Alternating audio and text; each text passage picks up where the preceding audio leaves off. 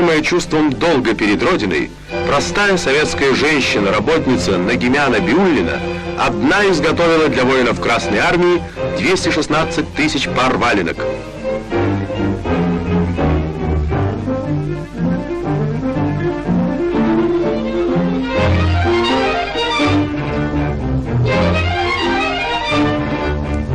По всем дорогам войны до Берлина прошли тысячи солдат Красной Армии в сапогах, выпущенных казанской обувной фабрикой «Спартак».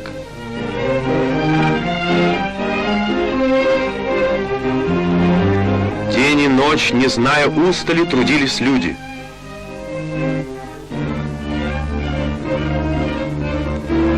Крупнейший в Советском Союзе Казанский меховой комбинат снабжал Красную Армию замечательным обмундированием.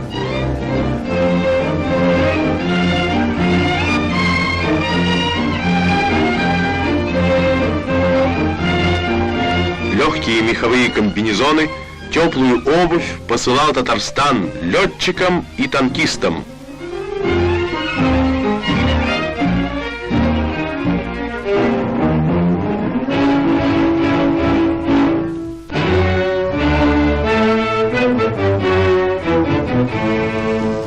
Смертоносные машины изготовлялись на заводах республики. Целыми сутками рабочие не покидали цехов, боролись за сверхплановую продукцию.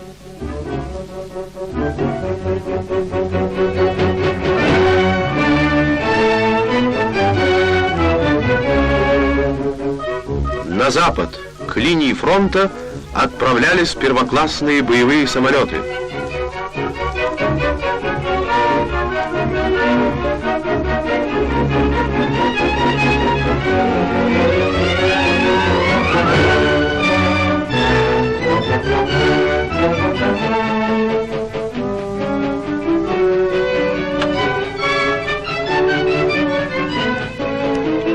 Сотни тысяч всеразрушающих снарядов посылала Татария на фронт.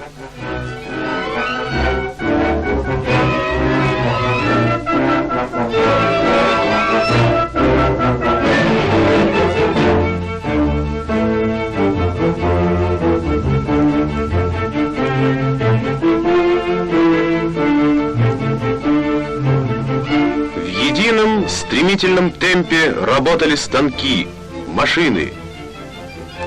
Быстрее, с каждым днем работать больше и лучше.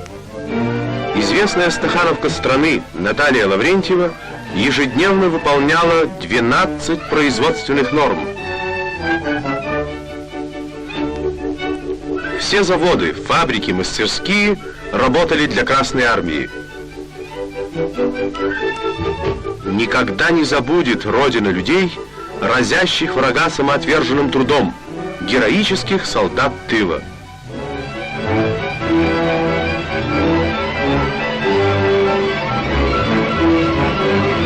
$240 миллионов метров кинопленки дала стране фабрика номер 8.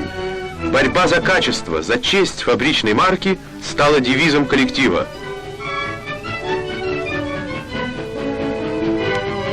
Одним из первых в рядах неутомимых тружеников был советский инженер Исхак Гафуров.